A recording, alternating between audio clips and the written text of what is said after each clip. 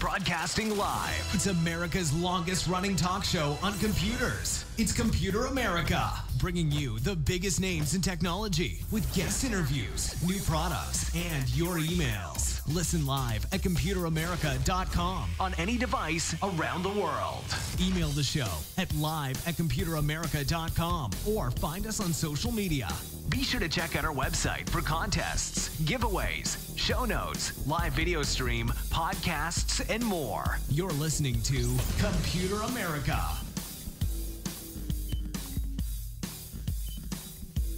Hello and welcome into the Computer America Show. We are the longest running nationally syndicated radio talk show on computers and technology. Thank you for joining us once again, and I hope all of you are, having a nice, relaxing, enjoyable week heading up to the holidays, and you are, getting everything done that you need to. So with that being said, again, my name is Ben. I am your host, and we have a great show lined up for you today, where we'll be talking with our graphics expert and graphics correspondent, Darius Shani. He is an all-around, very interesting guy to talk with, very educational, and yeah, we have a number of topics to discuss. But before we do that, and before we get to that interview, a few things to mention, including computeramerica.com, because that's where you'll find everything and anything we talk about on today's show. And shows such as today, it can be rather helpful if, we jump topic to topic or we talk about different products. Well, if you want to follow along, right there in the show notes, we'll have everything right there. So don't worry having to remember it or write it down. We got you covered. Also, be sure to check out the social media contest, which is running, every single Friday. And that is brought to you by Logitech.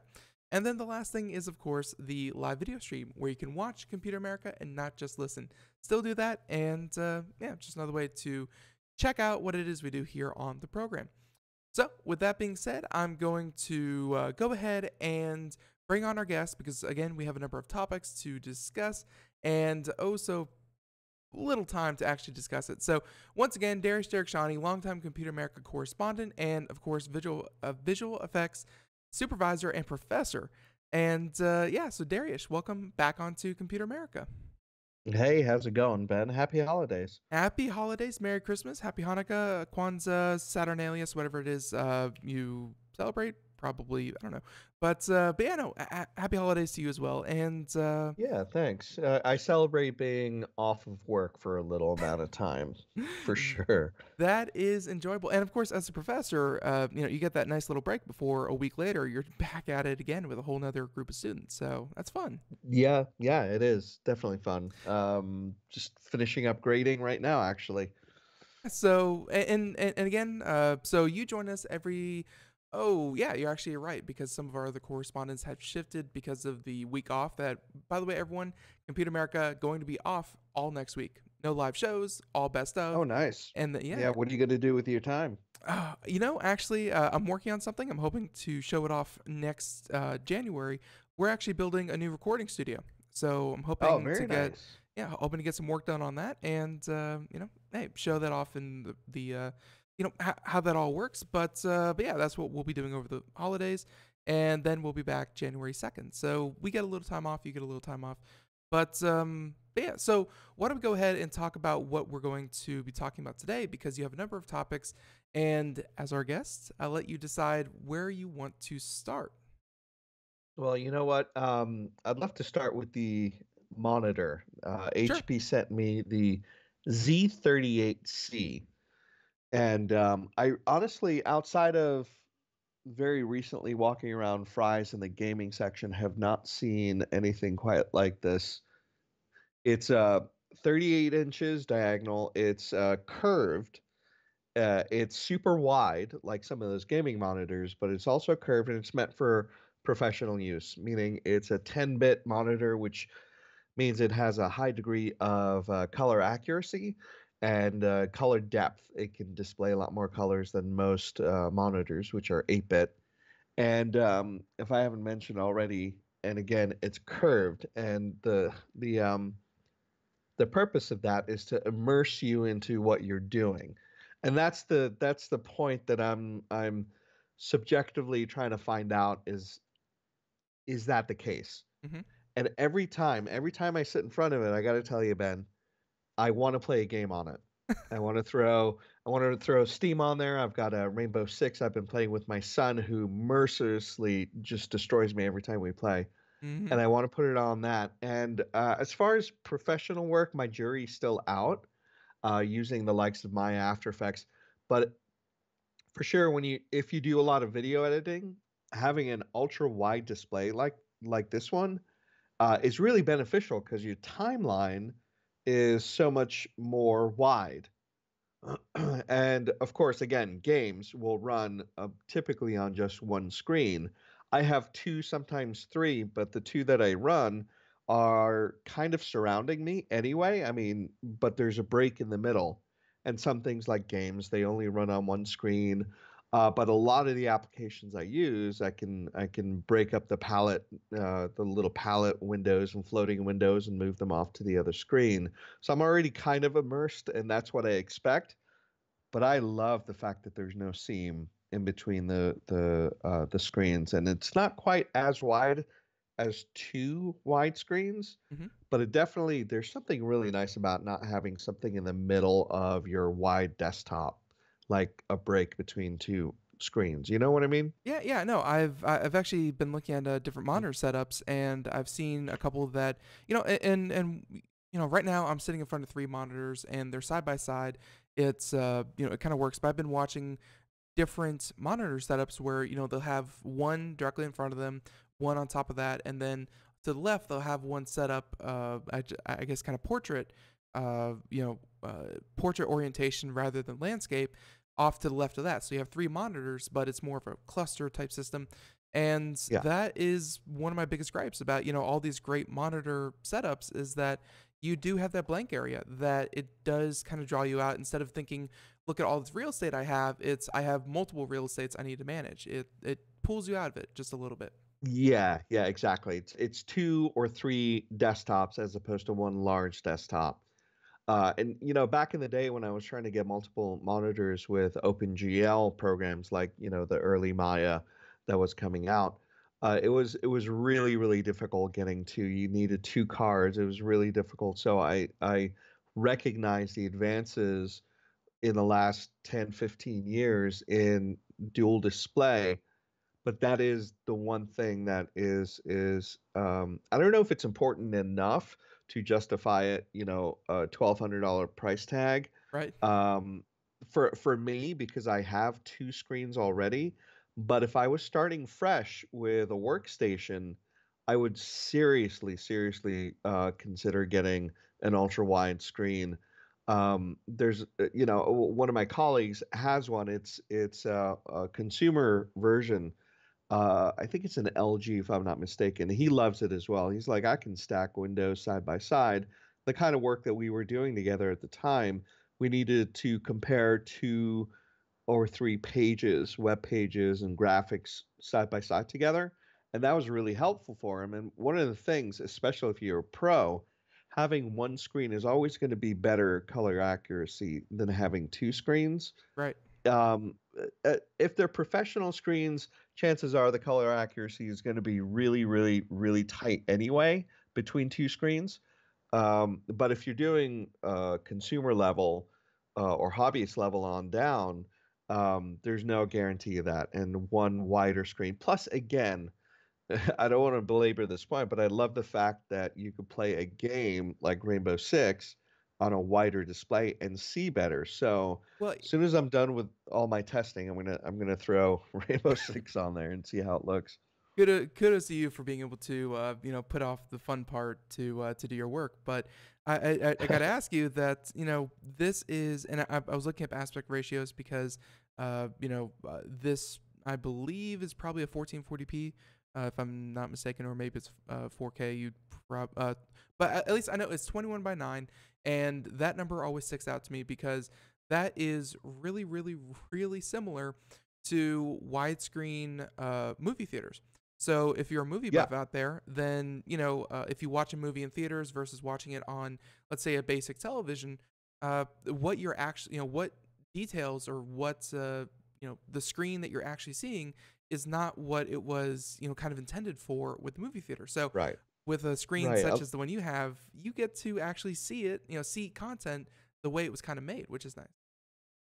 Yeah, much closer to a typical movie ratio is 1.85 to 1, where this is a little bit wider than that, but like the old spaghetti westerns, forgive the term if that's insensitive nowadays, Hmm. but the westerns from Italy, 50 Gotcha. years ago, they were a 2:3:5 aspect ratio, so 23 to I'm sorry, 2.3 to 1. So this one mirrors that a lot better. As far as resolution, it is 4K across, but not the equivalent to 4K going down the screen. Because if you imagine a 4K monitor, you're snapping the bottom, I don't know, maybe 20% of the screen off, and that's your wide display. And I mentioned it's 28 inches diagonal with this curve, and the curve is definitely noticeable. And what I like about it is, compared to looking at my monitors, typically I've got two 27-inch screens. I'm sorry, 132-inch BenQ, beautiful screen, and then an absolutely drop dead gorgeous HP Dreamcolor Mhm. 27 on the side. And I find that it's just a little too far to look all the way over to the left side of that second screen on my left. I got the screen in front of me, and then this one on the left at an angle, almost like a box. Not quite 90 degrees, but like maybe 45 degrees. Hmm. And usually my desktop, I don't end up using that half of the screen on the so in that way, having the one screen is a lot nicer. But if I had this screen at 40, 42, or maybe even 46 inches, I think that would be it. I would definitely get rid of You would the go back large to flat screens that I have. Yeah, I you. would keep the one Dream Color because that's my color accurate and that's how I check colors on projects I'm delivering on. But it wouldn't be my daily use anymore. Right. So you would go back to one monitor, but I mean that is the point of I having think multiple so. monitors. It's not, it's not just the I don't know. There's really no other point to multiple monitors except real estate. So I guess if you had one Yeah. monitor that could deliver on that, then hey, you'd be completely set. Yeah, I think you're right. I think you're right about that. I don't miss the vertical real estate that I lose with an ultra wide so much as I thought. But I think I would probably still take this curved one and still have the Dream Color as a second display off to the side or more to the side, Hmm. and probably not use that desktop very much as the primary workspaces. There's enough room. I just wish for my use it was maybe another 6 inches bigger diagonally to cover what I'm getting used to with the flat screens. But at that point, you're talking a high-end curved TV, and um, those would be great if it weren't for their refresh rate and brightness and all that. Hmm. So still waiting for the answer to all my desktop display needs. Right. So let's actually check out the refresh rate because that's actually important for For not games. Yeah. for gaming, but for what you do though, it doesn't really matter if an image refreshes 60 times or 144 times. But this one looks like it is 60 hertz. I mean, just picture quality in general, you say for just for every everyday use as well as the work that you do, perfectly hmm acceptable. Absolutely. I think refresh rate of 60 is perfectly fine. You probably want it higher for high level gamers. But I think it works great. I think it works fine. The brightness, the clarity on it is really important. I think that's the next step for professional graphics is to continue increasing the dots per inch. And Now, really, I've started falling in love with the Retina displays on the Macs because they understood that it's not necessarily all about the resolution as it is about the crispness of what you can see. And I think OLED is probably going to be the next step in that because the difference in technology between LED and LCD and OLED is important enough. We talked about it with TVs last time we spoke, but mhm. as a real quick review with an LED or LCD, You have a screen that's being lit by an external light source. The panels on the sides, little light bars on the side of your panel, stuff like that. Where an OLED, the screen itself is its own light source. So you get a clarity at a different order of magnitude. And the first generation of these OLEDs have been so impressive in the clarity, if not oversaturation with their colors, because everybody responds to that when they're walking through Best Buy. But the sharpness of the lines is really pretty important, and the contrast difference between thin black text and a white background helps in that clarity. So if you're able to control how much light is coming off of a white, it helps not destroy the little thin black lines that it's supposed to show. You know what I mean? Yeah. I think OLED does that better than an LED LCD would. So I think that's probably the next time I would throw my money down on replacing these screens. Hmm. But I have to tell you, if you're starting a new workstation, this HP Z38C, and I'm not shilling for these guys. Believe me, if I didn't like it, I would say I don't like it. Right. It's pretty and it's sharp.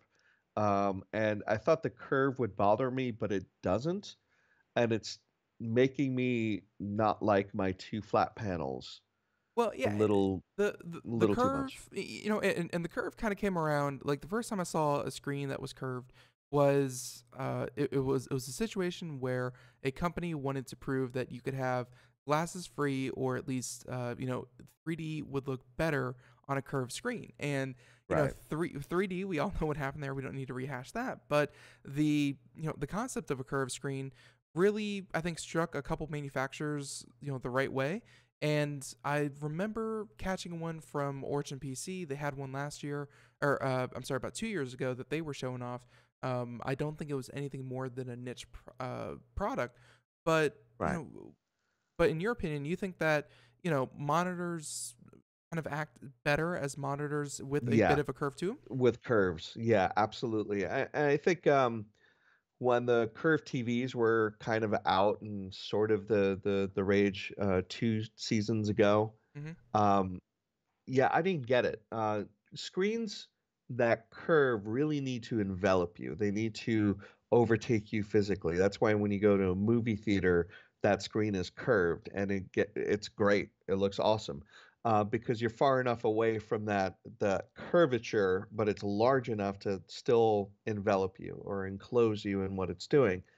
With TVs where you're sitting, at least 6, 10 feet away on your couch, that curve really doesn't do much but just bother you, Mm-hmm. But when you're a foot, 14, 18 inches away from, yeah, I guess about 18 inches away from your screen, that curvature, when it's wide enough, I think 38 inches is probably where, or I'm sorry, yeah, 38 is Right. probably where you want to be, at least 3 feet, to have and appreciate that curvature, because as you're tilting your head, if you don't need to tilt your head to see the whole screen, curvature is not going to do anything for you. So when you're tilting your head with this Z38, it Well, um, yeah.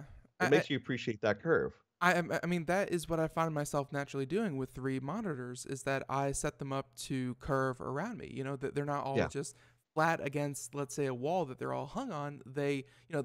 the one left on and the one on the right are probably set at like a 15-20 degree angle. So, I mean, I think anyone with multiple monitors is probably trying to achieve the curve if they don't have it built into their monitor.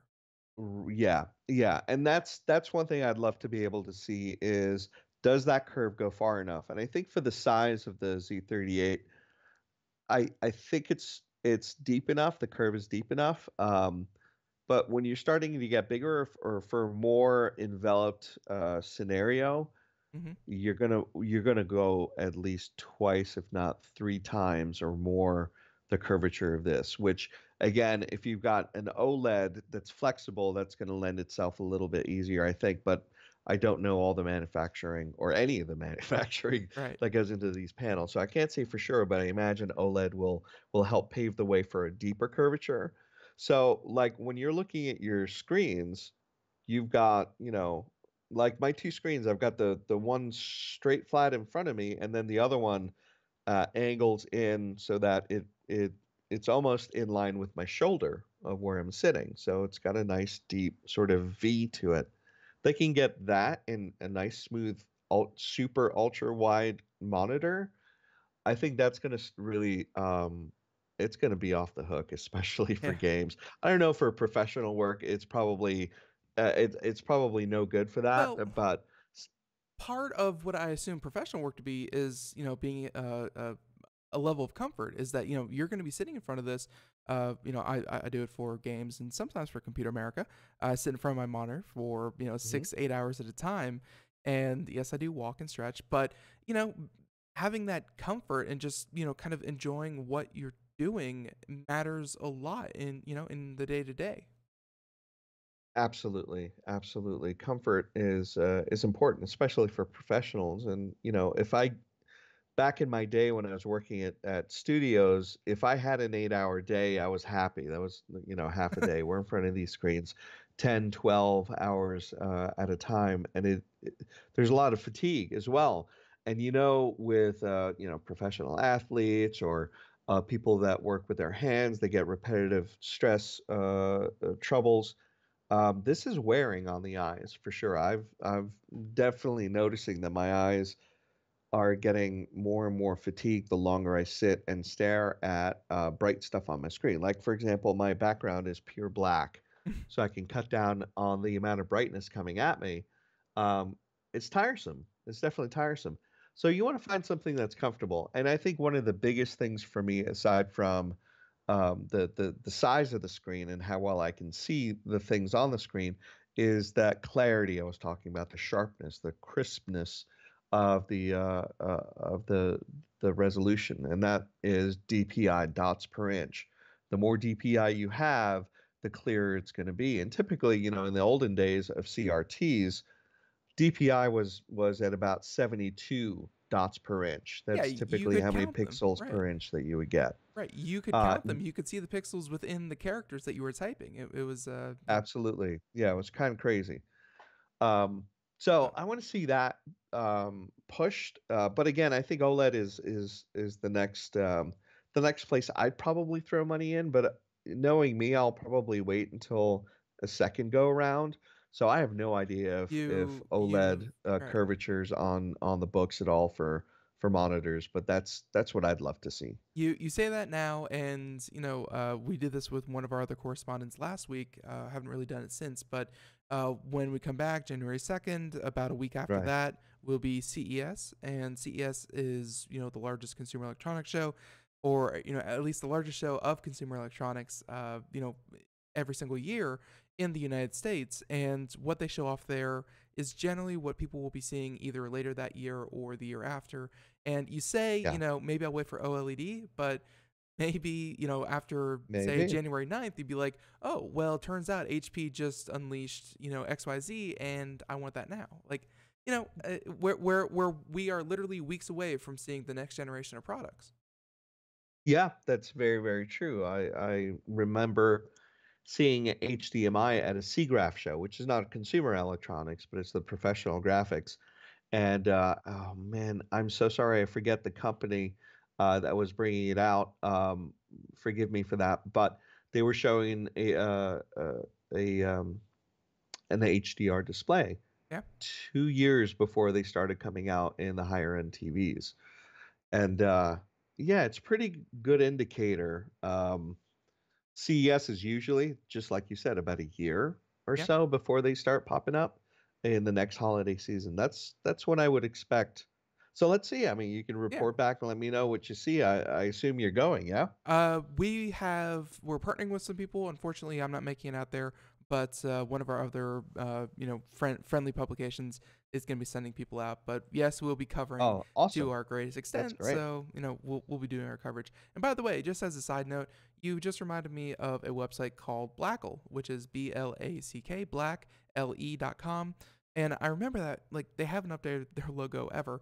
But yeah, that was you mentioned that your monitor background was just flat black, And Blackle is a takeoff of Google that is all black instead of all white like Google's homepage. So it saves electricity, and it says there, they save 6 megawatts of electricity, just by being black instead of white. Just I don't know. I don't know why that popped in the head, but I will say that this monitor. I'm on it right now, and I love it already. Yeah, it's fantastic. So much easier on the eyes. It's such a small change, and it's a fun little concept. But I will say that, folks, if you're watching the video portion, we've had the images of the HP Z38C up on the screen. Looks amazing. Last question about this before we move on, performance-wise, because I know that some monitors really do take a bigger, part of your graphics card to be able to run applications, things like that. When they're bigger, when they're higher resolution, when they that kind of thing, they definitely suck more resources. Any kind of negative impact on performance, or is this, if you have any decent graphics card, you should be good to go? I think you should be definitely good to go with any decent graphics card. It's got really good specs. While it's at 60 hertz, which is definitely very normal and accepted for pro work, something gamers might want to consider, or professional people who are also gamers, is that the response time is typically 5 milliseconds, which is, Okay. you can find lower in gaming, but that's pretty good for this kind of monitor. Yeah, no, that's definitely, if you put someone in front of a 5 millisecond monitor, let's say 3 or 4 years ago, they'd say, oh, that's one of the best in the industry. Nowadays, I've seen, I think I saw a 1 once, and 2s Oh, wow. aren't too Twos, uncommon. I see. Yeah, they're more common for sure. 2s aren't one I've heard of, but 5 is, completely fine. So not too bad. And obviously, it's $1,200. This is going to be presumably your main monitor. This is not something that you set off to the side. And all in all, I mean, this is a very nice looking monitor. I don't think there's any other way to put it. Yeah, it's pretty, and using it, it's definitely pretty. Right. I would recommend people check into it. Right. So, For sure. yeah. And so with that being said, one thing that I didn't mention before the show, but I wanted to see if you had any comment on it, because a lot of people in your industry, they are fans of Macs, Mac computers, things like that. And I think since the last time that you were on the show with us, Apple did unveil their new iMac Pro. And so I don't know if you've had a chance to look at the iMac Pro, or if you want to talk about that a little bit later, but yeah, they finally updated their high-end tippy top of their computer line, and it's been a couple years coming, and it looks pretty darn good. But one thing I was surprised was it's not curved, and I've seen a lot of other, when you start to get into the multi-thousands of dollars for all-in-ones, those are generally curved, and Apple is not. So I just thought that was a bit strange. But I did want to see if you wanted to shift the conversation real quickly to the iMac Pro. Yeah, no, I'd love to talk about the iMac Pro, and it is a very nice machine. It's very beautiful. Its screen at 5K at 27 inches pushes exactly what I was talking about. The whole idea of a higher DPI makes for a much nicer, crisper display, and that's what I absolutely love about the iMac Retina displays. The iMac Pro, I think, is gorgeous. It's basically $5,000. I think I think if you're a professional, you don't go the iMac Pro route. Oh, yeah? If you're filling out a lab where you're teaching this kind of stuff, potentially there's a lot of good upsides to it. But I think honestly, in my opinion, for professional use, you're going to want something that can easily be swapped out, upgraded. You want something with a long shelf life, and I just don't see it with the iMacs. I think having a traditional box, or even a virtual machine connection to some room somewhere, and just the best screen that you can get is the way to go. I just don't like the fact that your computer is tied to your screen. That computer is going to last you a few years for sure in good, happy professional work. 2 years minimum. And I think maybe 3, 4, you can squeeze more out of it. But that And screen, that five. and by the way, Darius, we're going to stop right there. Music means we're Oh, going to no take a problem. break. And everyone, we'll be right back. Darius Erickshani, computer graphics expert, and more Computer America right after this. We are all Brother Wolf. 10 years ago, a group of locals banded together to create positive change. We took animals into our homes, held adoption events at local retailers, and talked to the community about our mission to help build a no-kill Asheville. A decade later, we have achieved so many victories for animals in need. There's been so much progress, yet there's still so much to do. As part of our year-long celebration, we encourage you to become a member of our special Compassionate Circle program. With a monthly donation of $10 or more, you will have behind-the-scenes access to the work we are doing at Brother Wolf. Our goal is to reach 1,000 members because we receive no government funding. Working together, we can help build and sustain no-kill communities. Learn more at compassionatecircle.bwar.org. We are a 501c3 tax-deductible organization.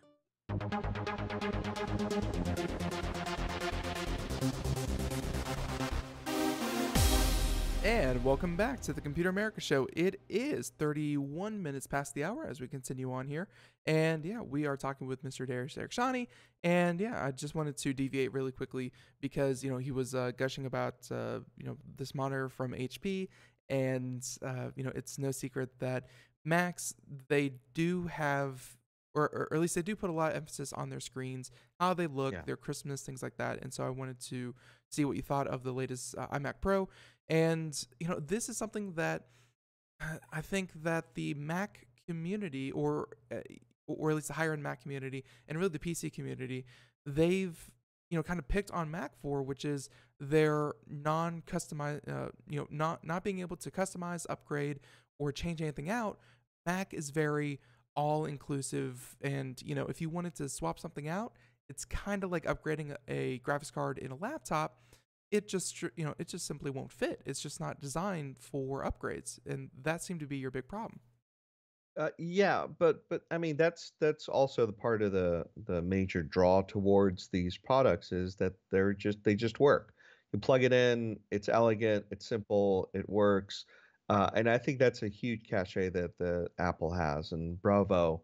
That's it is not an easy thing to have. And recently I switched from iPhone over to the Samsung S8, and every now and then I've got this kind of whimper of, well, it was a little simpler to do that on the iPhone.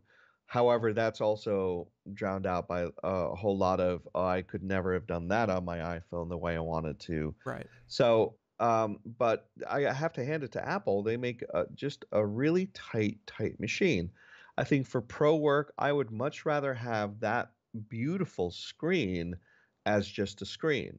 So inevitably, in 3 years, give or take 4, when my company is needs to upgrade the hardware, we can just swap it out, and that screen is most likely still good to go for another generation or two of upgrade cycles. And this is where the longer term investment is important for companies and studios. If you're leasing equipment, I think that's different. A lot of places will lease equipment. That's something to think about. But that's my gripe with it. And I think honestly, Apple has been, and I'm going to get some hate mail for this. It's been a disappointment for a lot of professionals that I know, and I think it's professionally, it's sort of dropped the ball, and they admitted it. So with the Trash Can Pro and being late upgrading that, and just the fact that a lot of people I know that have these machines in quantity are regretting having these machines. And I don't think the iMac Pro is going to be an answer to a lot of places. Unfortunately, I think graphic design, hands down, stuff moves faster on a Mac. A lot of Photoshop optimizations and Illustrator and so forth. So I don't think that's going to change that market. And again, that 5K 27-inch, it's a really tight screen. It's really something that you'll be okay staring at for a 10-hour day. But I wish it was different. I wish it was two separate things, and I think this is a misstep. Well, yeah, and I think your hate mail that you're going to get is, probably just going to be people agreeing with you.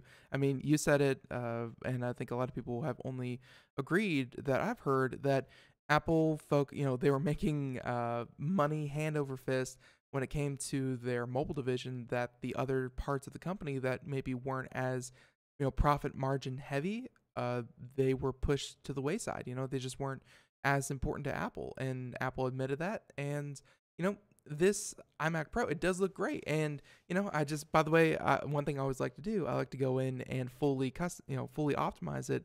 For $14,000, you're going to get a very, very good computer. But it does make sense, at least in the professional field, where I've always assumed Macs to be one of the most popular brands in the professional Yeah. world. You're right that, just from generation to generation, it doesn't make much sense to invest 14,000 when you could go PC and you can invest 14,000 and be able to keep some of that into the next generation. Whereas Apple, Yeah. do you Yeah. think? Yeah. And just real quick, I mean, you said that you like the screen. Would you like to see an Apple just simply monitor? Not built in, all in one, or anything like that, but just an Apple branded, Apple built monitor. Would that be something you'd be interested in? Oh no, absolutely, and I think they definitely have those around that are I that haven't are seen them. well, new generation. I don't know if they're going to be around the corner or not, but the cinema display, the Pro Cinema display, they're outdated Mm-hmm. right now. But the will and the manufacturing of those was there. You could, back in the day where the Mac Pro was still either garbage can or the tower, Right. they still ran really beautiful Pro Cinema displays. So I'm wondering with the iMac Pro, the whole Mac Pro line, is it moving to the iMac? And if so, does that mean they're not going to do any displays?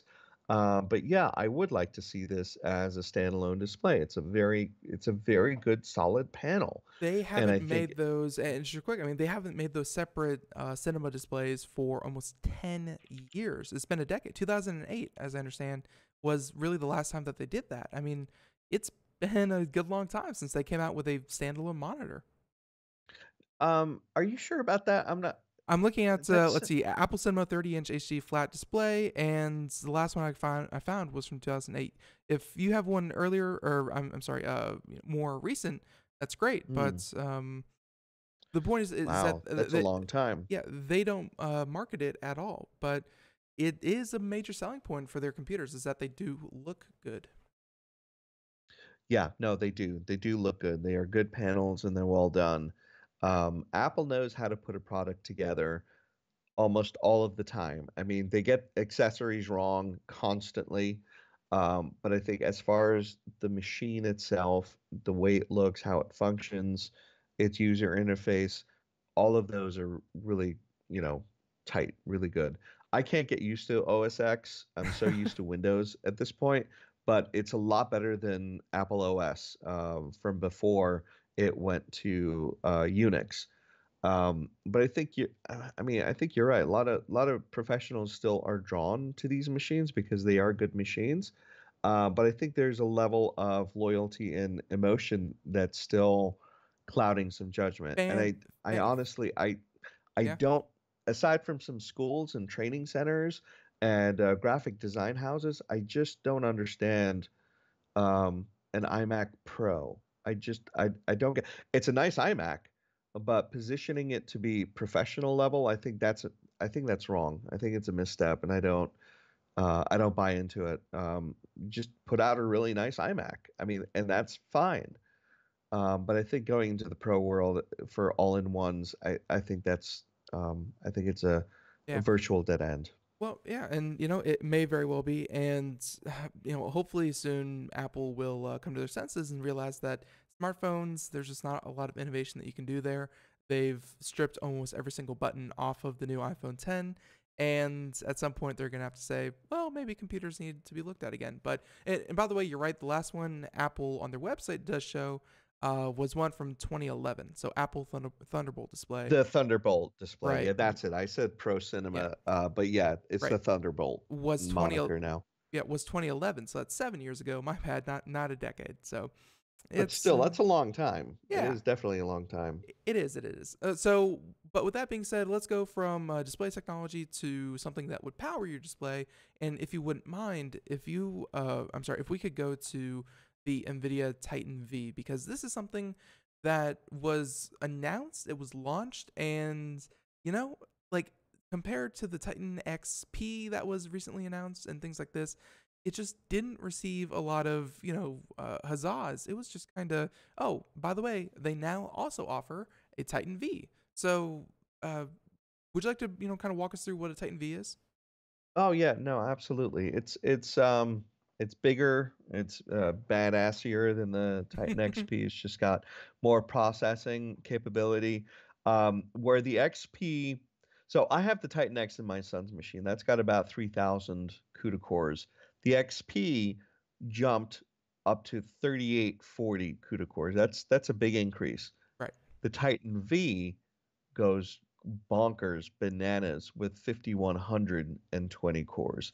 So it's a really big jump from the XP. I wouldn't say it's quite double the amount of the Titan X, but it's close to tight that to that multiplier. So that's one of the things about it. It's just a bigger, beefier, but it's 3 times the price as well. But it does introduce tensor cores as opposed to CUDA cores.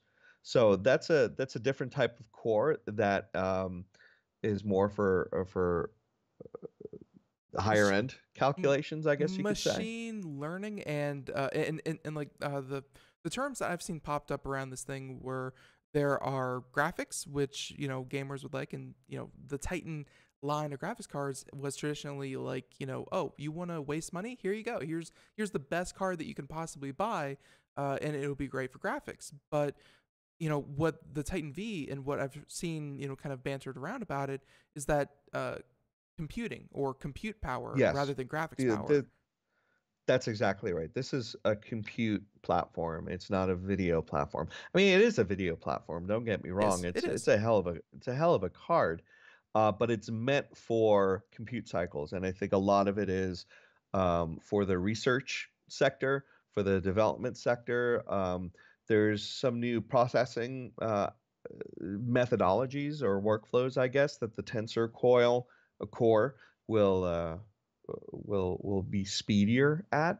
And like you said, machine learning, neural networks, deep learning basically is being able to take a matrix to another dimension and be able to calculate that kind of computational need more focused, which will give you a faster result. That's where the tensor cores are all about. So it's not for, hey, I want my game to run faster. If you want a faster game, the 1080 Ti or the GTX Titan X or the XP, they're all about a grand. Hmm. The 1080 Ti is what, 700 or 600? Um, Yeah, but yeah, right. that's where you want to be. So if you've got some holiday money burning a hole in your pocket and you want to upgrade your graphics, that's where you go.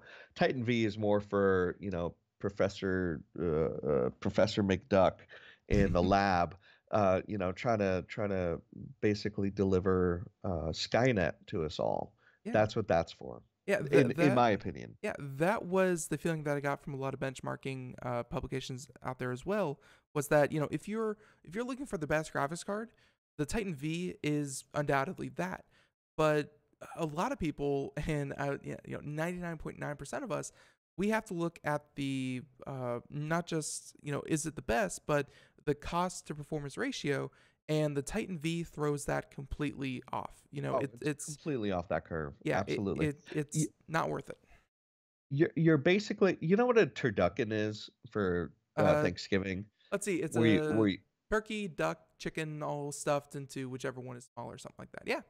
yeah, exactly, right. So that's kind of what you're doing with the Titan V. You're stuffing another computer in your computer. This is more specific, more focused kind of compute power. But where it really gets, I imagine, a lot of its speed is not just from its core clock, which is actually slower than the XP, Hmm. but it's from its amazing memory throughput, where the bandwidth on my Titan X is 336 Right. gigabytes per second. The XP is a whopping 547. The V takes it up to over 650 gigabytes per second. That's huge. That's, again, almost double what the Titan X is. It's just still the same amount of memory, but that bandwidth and the fact that its cache, its processor cache, is 1.5 times what the other Titan X and XP are. That's where it's getting a lot of its power from, Hmm. is Yeah. that memory. When you've got fast memory, you can calculate a lot really quickly. It's still only 12 gigs, but that's what you're doing. You're shoving a computer inside your computer. Very, very well said. And I will say that, for a little bit more than the $3,000, if you're looking to spend that kind of thing, the Titan XP, which is, again, up until about 2 weeks ago, was the best of the best. Um, yeah, you could buy three of them, SLI them together, and you'd probably, as far as graphics and gaming and virtual reality, which I think is a lot. It's kind of the next thing that people are trying to design around, is how to really, first of all, get virtual reality to the customer, and then how do we optimize virtual reality? So I think that's what some of what they're doing nowadays is. But anyways, $600 more, you get three Titan XPs, which would probably blow this thing out of the water in terms of performance as well. So Yeah, yeah, yeah. I mean, you can get two Titan XPs and still have enough money for yeah. a 30-inch monitor. Right, right. Yeah, it's but the Titan V, it certainly is something to kind of look at and go, well, imagine if, and $6,000 later, because they only let you buy Right. two. Artificial scarcity, you got to have that. And yeah, this thing, like, it's crazy, but the money just doesn't justify it. So I think that's why it was announced. They made some fanfare about it, but it died pretty quickly because everyone knows this is probably for server farms. This is for research Yeah. supercomputers, things like that. It's just not for us.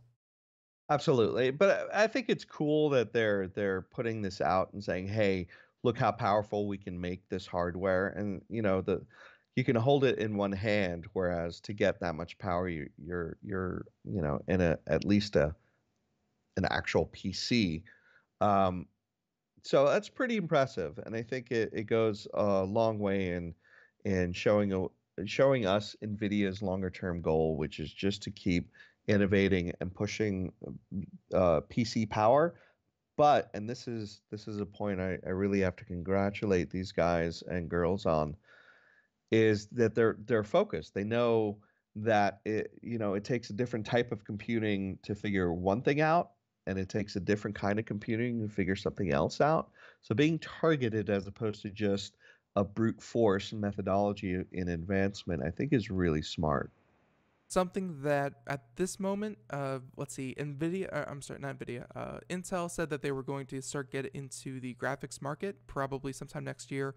I would not be surprised to see NVIDIA come out with some mid-range consumer graphics cards, but something that currently only NVIDIA does, and that is, really target not only the high-end gamer, but, that's how, that's why their stock over the past, I'd say, 2 years or 1 year went from like $38 a share to $220 a share. They are Yeah, focused on getting, machine learning, artificial intelligence, self-driving cars. They're focused on getting multiple products for multiple fields, and they're capitalizing on almost every single one of those fields. It's very cool of absolutely. NVIDIA. Yeah, it's a very well-run company, I have to admit. Unfortunately, all of my stock picks end up going the other way, where they're going from 200 down to 30. So Absolutely. you got to admire a company that can pull that off in a few years. Right. So and again, I'm going to be excited to see what Intel does with graphics cards themselves, because they've always been processors and they've had a nice little friendship with Nvidia. It'll be interesting to see what happens when Intel enters the market as well, as a competitor and not just a complement. So see what happens there. So I think in these last 10 minutes, we should, well, I kind of want to get this one because I did not see anything about this. We didn't even talk about this, but the implications of, photo manipulation, it can matter a lot because, not to bring politics into this, but fake news, it happens, it has happened in the past. And I've seen Photoshops, photo editing, and some of them not even created by humans but created by artificial intelligence that is so close to reality that if you saw it in a thumbnail you would not even question its authenticity. So you found one here, photo manipulation, but it's turning a photo into multiple instances of that photo. Science news, why did this catch your eye? It's funny. Yeah, I found this article on Science Daily and I was taking a look at what it means. The article's named Turning Photos into an Interactive Experience. Basically, what it's doing is it takes a still photo and it warps the image to give expression to a face. So let's say we take a picture of you, Ben, and put it up online. This could make that one still image turn into an animation of you smiling when you like something or frowning when you don't like something. Hmm. And the very basics of it is just warping, where I draw. Um, Consider this: you've got an image of your face up, and I take a little bendy straw and I put it across where your lips are, and where how I bend that straw to make like a smiley arc, it pulls those pixels up, and it makes you look like you've got a smile. Now, simple warping wouldn't look good at all when you do that. So this is a lot more than just simple warping, but they're working on ways of taking single images and giving animation to them. And their first area of start is basically making still faces look like they're having emotions. And one application, as they've kind of hinted at in the article, would be something like emoticons that are animated based on your own photo. And to kind of point out that this is already happening, but it's kind of obvious. I hate when girls do this, but I think it's just part of the landscape of the younger generation. They use Snapchat filters, and they Right. have a couple of them that can make your eyes look bigger, so you look more, inhuman. They have ones that kind of either thin your face out, add sparklies, or smooth your skin out. It's that photo manipulation, but it's happening in real time with Snapchat, and then of course you take the photo, but it's very subtle, and you really have to have an eye for it to know what exactly it is they're changing. You're saying that they can do this with a photo, and it's there's probably still some work to be done on it, but they're saying that with a finished product, you can change it and it wouldn't look too odd, is what they're promising, right? Right, for simple animations like, smirking, smiling, frowning, that sort of thing. Basic Almost Harry Potter emoticon esque. animation type stuff. Almost Harry Potter esque with the moving photos. Yeah, absolutely. I think that's a good observation. This would make it easier to animate these sorts of things, but I don't think it's the end goal. I think there's more to it than this research and achievement would lead to.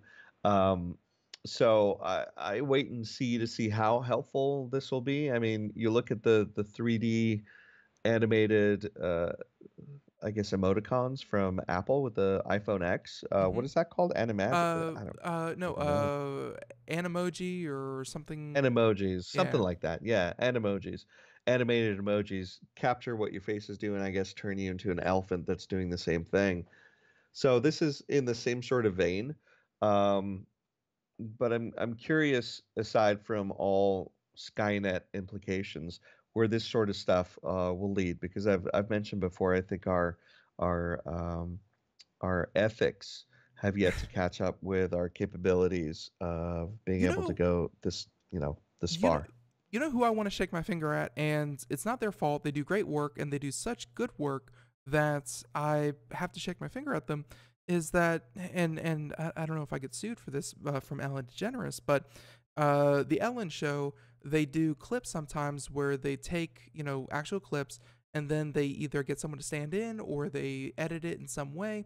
And like they have one where it's like the Pope, he's praying in front of an altar, and he like reaches out, grabs the cloth, and rips the cloth out from underneath, the altar. And it looks like he just did like, one of those goofy magic tricks where he pulled the cloth out from underneath something, and he turns around and he holds it up. And I've seen that circulated so many times, and everyone's like, did the Pope really just pull the cloth out from that altar and act like it was a magic trick?